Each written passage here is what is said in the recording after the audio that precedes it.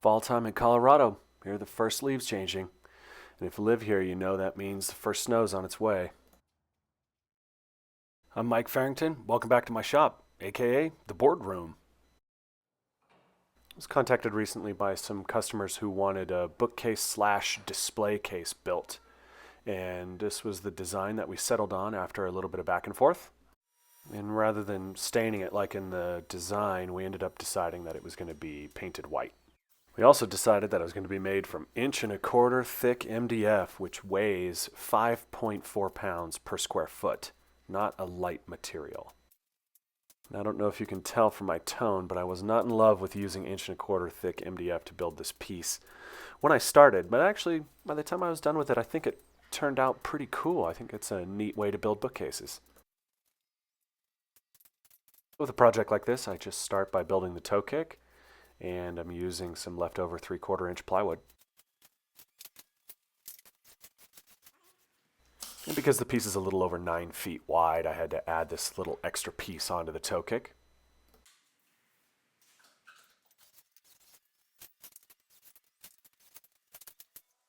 And to hide the construction of the toe kick, I wrap it in, I guess, what you'd call a baseboard. It's just material that matches what I'm going to build the rest of the cabinets out of. And this could be 3/4" thick, or it could be 1/4" thick plywood. It just sort of depends on what I have laying around. So the lower section of this unit interiors will be built out of white melamine. And I like to cut melamine with a scoring blade. And I just set my saw blades out to be sharpened, and I'm putting the saw back together. So I'm just starting here by cutting out the doors. They're made out of 3/4" thick MDF.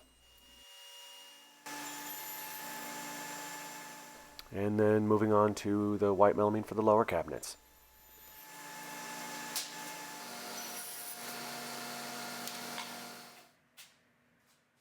So here's a jig I made up for cutting long, narrow cabinet parts. And I prefer to use this jig versus a rip fence. I just find this to be a little bit faster and more accurate. I've been told I need reading glasses. I completely disagree. Next, I moved on to the 1.25" thick MDF. These parts will eventually make up the upper half of this unit.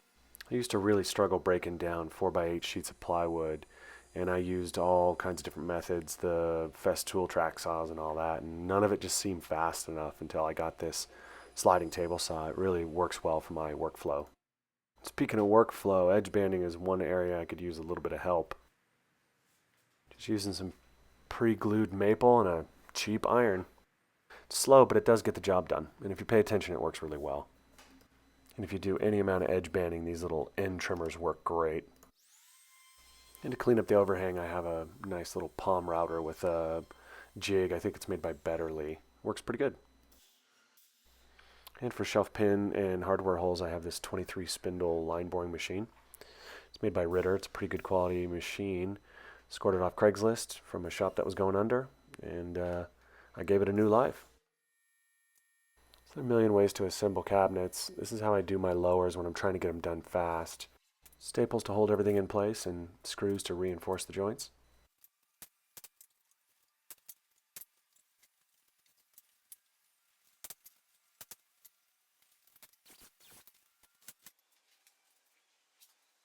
This is the center cabinet. It's going to have 3 doors, so you need a partition for that center door to swing on. This is how I install them. I just use a spacer to make sure that it's aligned. And also for lower cabinets, I like to use a plant on back, and I do this because a lot of times during installation you have to contend with outlets, and that 1/4" back makes it pretty easy to cut and pull the outlet through. My upper cabinets, I always put the backs into a groove, and I bought a 1/4" groover for my table saw, and it makes pretty quick work of it.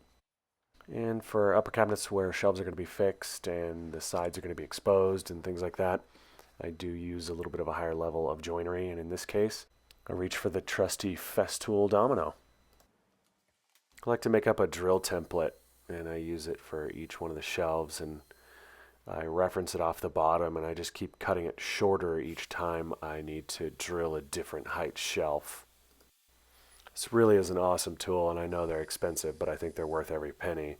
And at some point I'd like to get the smaller size domino as well. And here I'm just marking for the end cuts for the shelves. My camera died, so I didn't get any footage of me actually making the cuts. So here I'm just cleaning up the edges of the shelves with a sanding disc on the table saw called a Edge Tech. And I made another video about that, so have a look at my channel and you can get a little more detail about this particular process.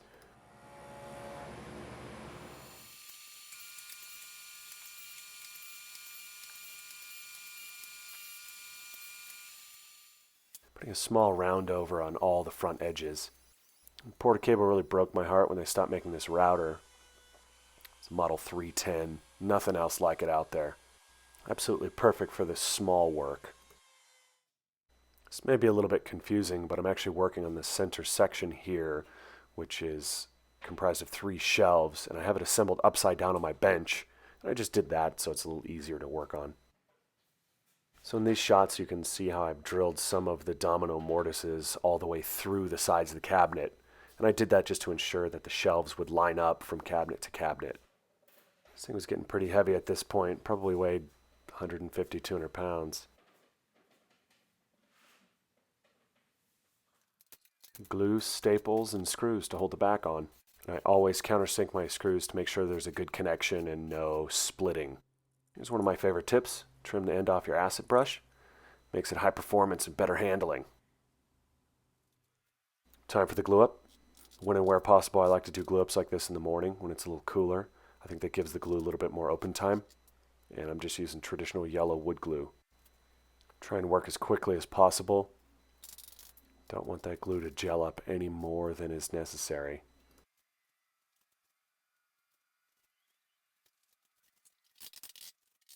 This is a pretty good shot of those through mortises I drilled with the domino, and that'll give you a good idea of how I'm going to use those longer dominoes to register the other shelves to.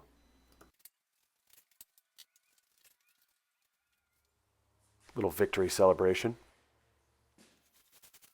Got to empty that dust collector once in a while.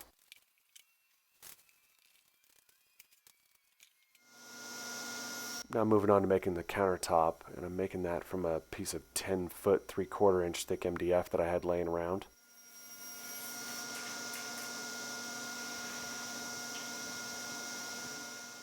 So here's my method for getting rid of the never-ending little off-cut slivers. If you just smack them over the edge of your trash can, they break pretty easily. So the front edge of this countertop I'm going to laminate with another strip of 3/4 to give it a total thickness of 1.5 inches.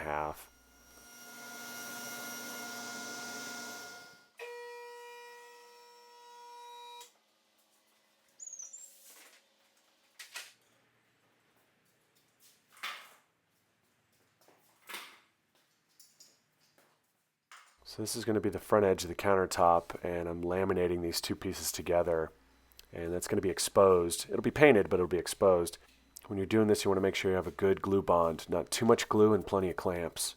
And I clamp as much of it as I can to my workbench top. My workbench top is pretty flat, so this will help ensure that the countertop is nice and flat as well. Same deal for the left and right sides here. You can see I've held that piece back just a little bit, and that's so I have a nice reference when I take it back over to the table saw. Go over at the table saw, cleaning up that front edge. And a router with a flush trim for the 2 ends. So here it is, the piece coming together. Start with the toe kick, stack up a few boxes. Let's see how this thing looks.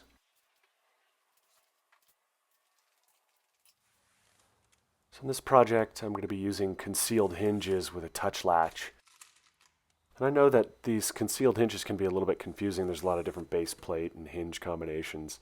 If anybody out there is interested in having me put together a video demystifying the concealed hinge, let me know in the comment section. I'd be happy to do so. Here's my trusty Bloom hinge drilling machine. I use the 3-hole pattern with a 35mm cup and the 2 8mm side holes. I was so excited when I bought this machine. It was really the first tool that I bought that was specific to cabinet making. I bought it used. It's a 1984 model, and it's still going strong. And here's why I like to use the 3-hole pattern. I use inserta hinges, and I do this for easy breakdown for delivery and also for paint. And as long as my math's all correct, the doors just click right on.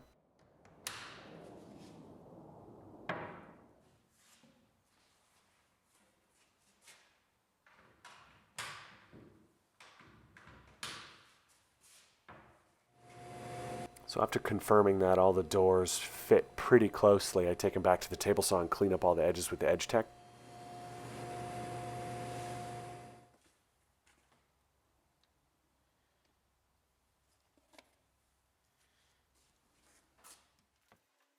So here I'm just installing the touch latch hardware. It's made by Bloom, and they call it tip-on. And these things work really good. So here I'm just putting a screw in the end of the touch latch, and I do that to help locate where the metal plate on the door goes. So the tip-ons require very little inward movement of the door, and they also have a pretty good force to swing the door out. So I let the countertops sit around and dry for a couple of days, and here I'm just drilling the mortises that made up with where the bottoms of the cabinets come into the countertops. Same template as before. I like to use the same pattern throughout the course of an entire job just to help reduce the chance of errors. And this is just cutting a 1/4 inch groove to house the back of the upper cabinets. Here I'm going to assemble the upper section. So it was right about this point in time I started making some phone calls to try and wrangle up some help when it came time to deliver and install this thing. These suckers are heavy.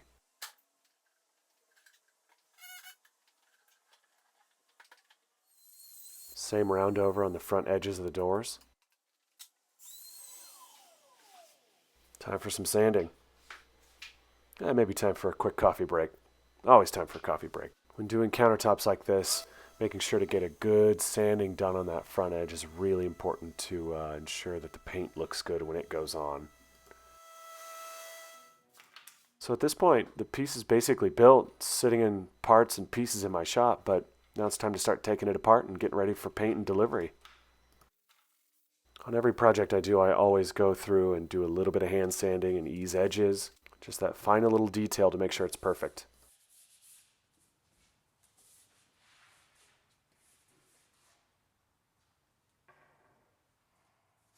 So here you're looking at an adjustable shelf that's going to go in one of the lower cabinets. And I like to do these little cutouts when there's an outlet in the cabinet. And this ensures that it's easy to run wires or access the outlet if needed. And this may seem like an involved process for an adjustable shelf inside of a cabinet, but I have all these routers and the saw and stuff just laying around all set up, so it actually goes pretty quick.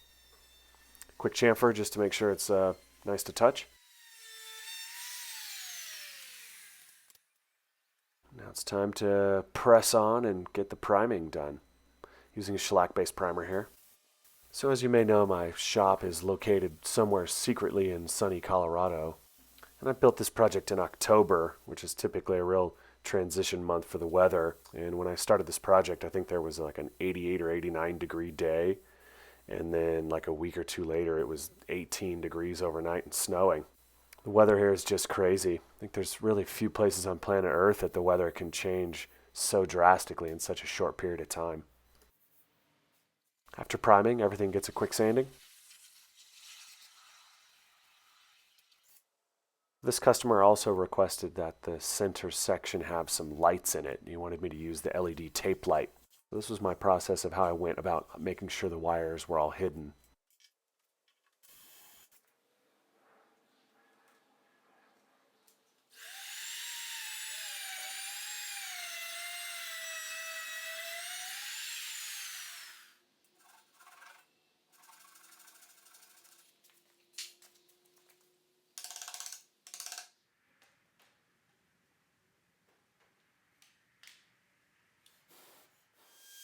So this is the morning after that 18 degree night. You can see my attire changes pretty drastically with the weather. This is just an aluminum track that the LED light can be glued into. So I buy this LED tape light by the roll, and it could be cut at like 1 inch intervals. So here I'm just kind of measuring it out. Always do a test run. Make sure you didn't damage any of the wires during installation. Don't ask me how I learned that lesson. This is a pretty cool switch you touch to turn off and on, and you hold it to dim. So here's a close-up of the lights before they've been stuck down into the track. Pretty cool. And then a diffuser gets installed over top of all that, which really cleans up the look, I think. Next, it was off for install. And I must admit I didn't get very many pictures of the installation process. I had a pretty short window to get this project put in, but I think at least these pictures will give you an idea of what it looked like when it was done. We created a little mini paint booth right there on site. A couple quick cell phone pictures as I'm running out the door. I think the lights just look awesome. Overall, I'm pretty happy with the way this project turned out. If you like this video, give me a thumbs up. If not, let me know. I'd welcome the feedback. Till next time, thanks for watching.